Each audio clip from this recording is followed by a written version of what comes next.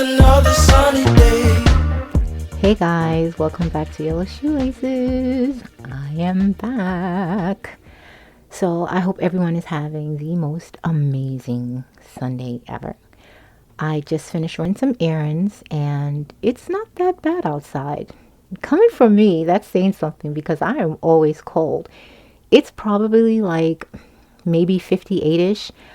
I'm not even checking the weather. I mean, my phone is right in front of me, but I'm lazy. It feels 58-ish with a light jacket. So I'm like, okay, this is pretty tolerable. And I was out most of the day and it felt pretty good. Um, so I'm having a pretty good weekend so far. Very relaxing, calming. The week has been maddening. It was really, really bad. There was just craziness and madness going on all over. It ended nicely though. I had a really, really sweet interaction with a woman in a health food store near where I work. Now the health food store, they kind of focused on like, vitamins and, natural herbs. But in the back of this store, they have a section where you can get, small food items just to nosh on. They do a lot of smoothies and shakes and things like that.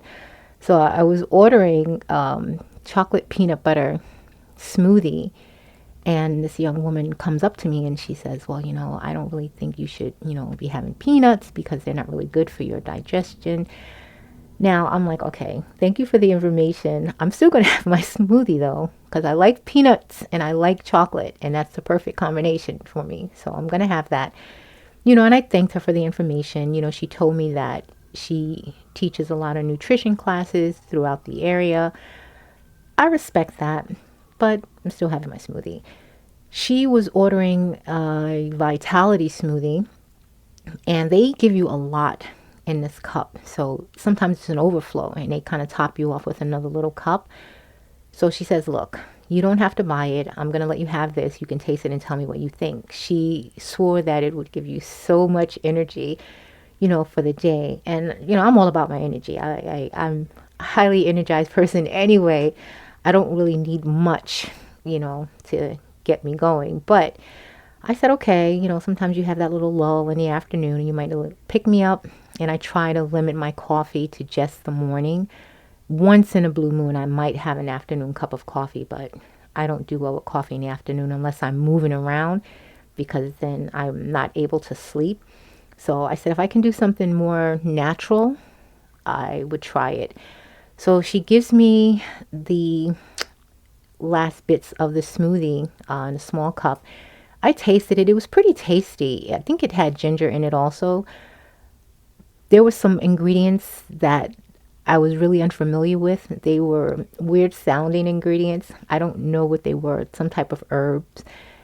But I liked it, not necessarily enough to try it again. And mind you, it was just a small amount, so I can't really say that it was super delicious. And I can't say that I got any benefits from it because it was just a small amount. I might maybe in the next few weeks try a full cup just to see what it's about.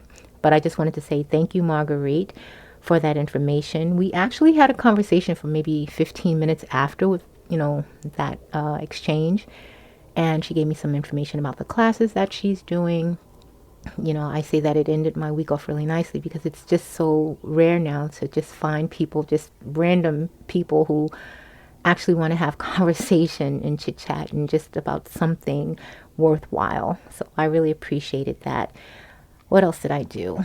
That evening, Friday, went out. A friend of mine just got a promotion, and we went out for drinks.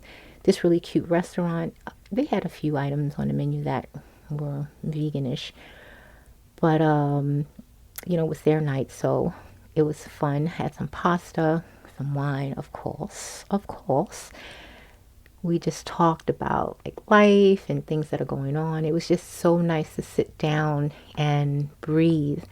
We don't do that enough. Just no phones at the table, just conversation. And it was just so beautiful. I thanked them. I'm like, thank you for just not having your phone out and being present in this conversation. And they were like, no problem. I never have my phone up. They went on about that. And I'm like, it was just so beautiful. The only time, phones were checked was when we were like exchanging information about, products or something that we heard about and just wanted to share it really quickly before we forgot, before we got home, sort of situation. There was no picture taken of the food. It was just the wait staff was very attentive. It was the perfect night, perfect night. Absolutely enjoyed it, and it ended the week off beautifully. That is me breathing. That is me breathing and getting all of that week off of me. Yeah, getting ready to go back into it though. What else did I do? Oh, I actually got to see Luther Vandross' documentary, Never Too Much. I don't know if you guys seen that. If you didn't, please do. I'm going to give a few details, so if you don't want to hear it, now is the time to shut it off, please. It's Never Too Much. It is on Max, which was HBO, but it's Max now. And I do believe it's on Apple TV too. So I think everybody knows Luther Vandross. Anybody listening knows Luther Vandross. You know he is an amazing singer, songwriter. And if you're a super fan, then you probably already know this information. I mean, I think my knowledge of Luther, is really just the struggles with weight loss. That's as far as he goes with me. I love his music. I don't think he's ever done a bad song, ever. But I don't really know much about him other than the struggle with weight loss. It's always in the news, the up and down with the weight, maybe thinking he's dead, sort of gossipy inquiry type nonsense. But I believe this documentary was done by his childhood friends. They put it together so well, so well. There was an interview done with, oh God, I cannot remember this interviewer's name. I'm sorry, guys. I want to say Oprah, but I'm almost certain it was not Oprah. It might have been Barbara Walters, even though he's done a few interviews with Oprah. But this might have been Barbara Walters, and she asked this question of him. She says, "Did you grow up poor?" And that just kind of it irked me. One, because I feel like every time there's like a documentary done, we see, the beginnings. It's always like this dirt poor story. You go into fame, and then you crash again, only to find yourself and be great again. I love to see a story where this person is just great. There's no backstory. There's no, I was poor, I was living in my car type situation. I know it makes for a great storyline. But he answered the interviewer, who I believe is Barbara Walters. He says, if I was poor, I didn't know it. I had a mother, I had a father, I had friends, I had family that loved me. We ate, I had clothes. I love that answer. He was a regular person who knew what he wanted to do. And he set out to do it with the support from his family. How amazing is that? So that right there just grabbed me, absolutely grabbed me. And I saw this documentary, previews for it, and I wanted to catch it. And I was like, I'm going to catch it later. I'm going to catch it later. But a friend of mine insisted that I watch it now. They were like, we have to watch this right now, because they were in awe. They were like, no, I think I was going to cry at some point. They were like, we have to watch this now. So we wind up, watching it. And it just started off beautifully. From a young child, he was just gifted. He was talented as a young child. He did a lot of, commercials, jingles. He actually formed a group.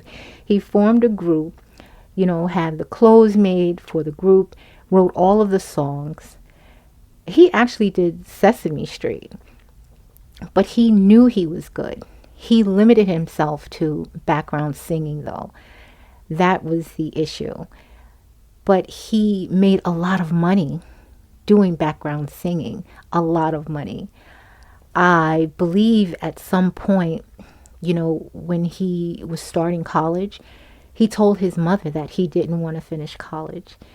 And she said, okay. It was no ifs, ands, or buts about it. She said, okay. She was so supportive in his dream of becoming a star.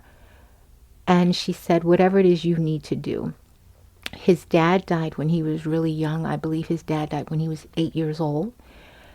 And so his mother was, responsible for raising this beautiful human being, absolutely beautiful human being.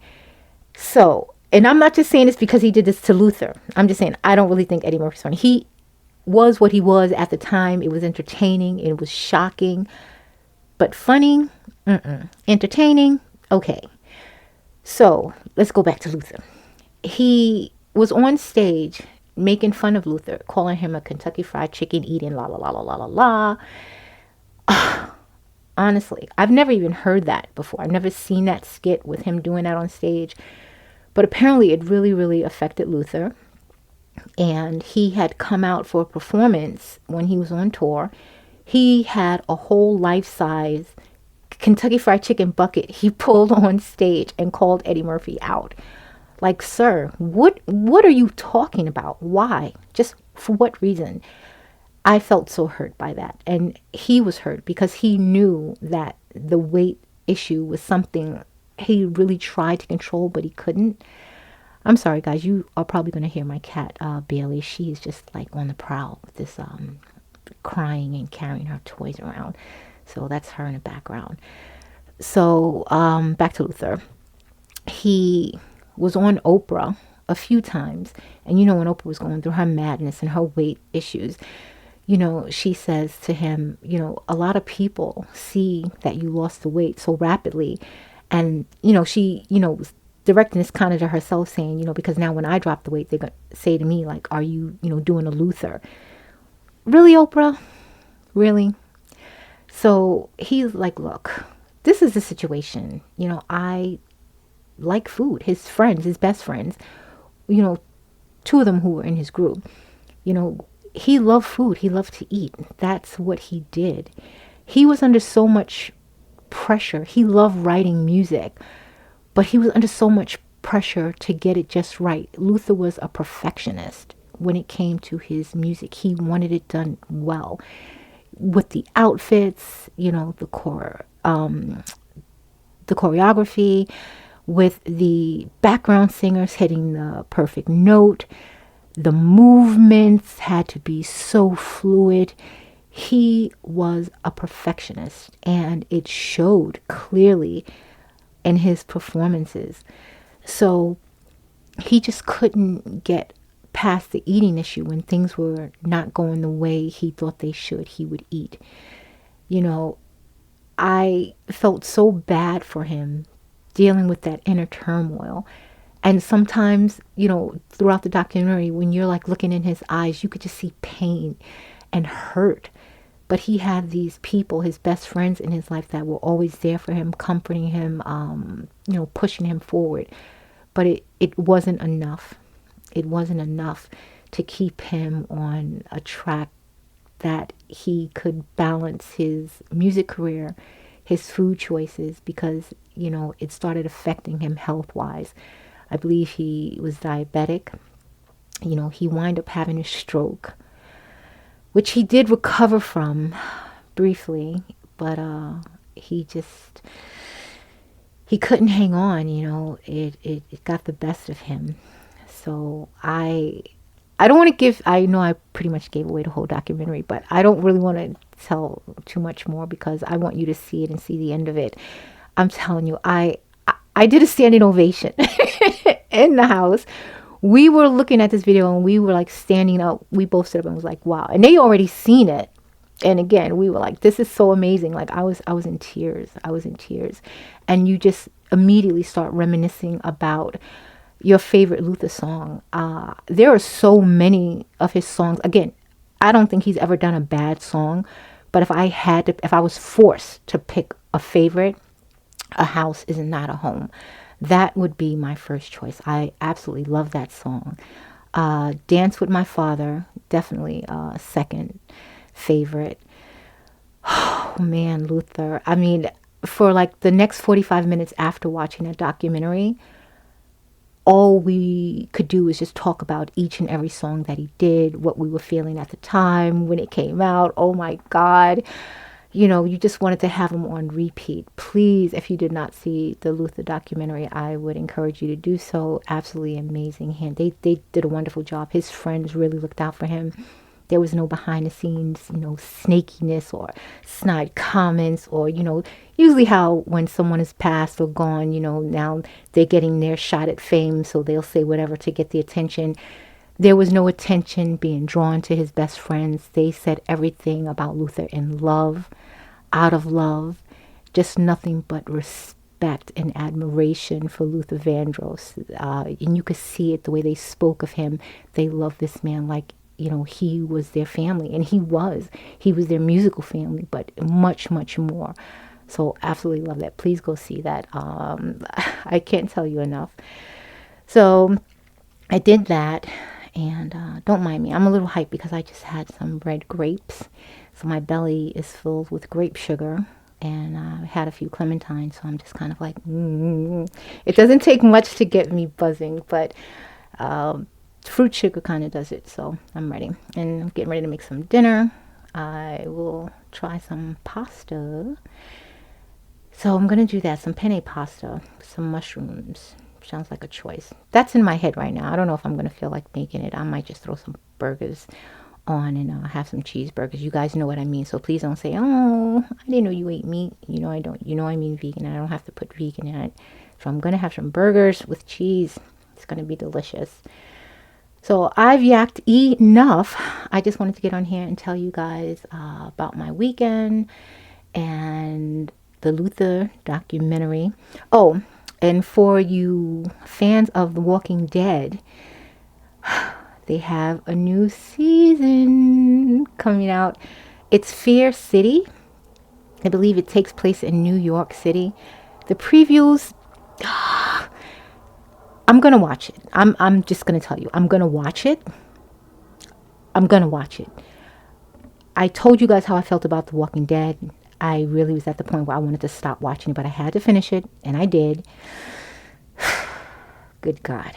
They are doing another one. So it's in New York City. It looks interesting. I'm just going to say that. I don't think it's going to be great. It looks interesting. I'm going to watch it. I'm going to give you a review on it. That's going to happen. Good God, we're still doing this Walking Dead. Okay, this is happening. So I'm going to let you guys go. I am finished, and I just want you guys to please remember to always stay intrigued. And until next time, bye.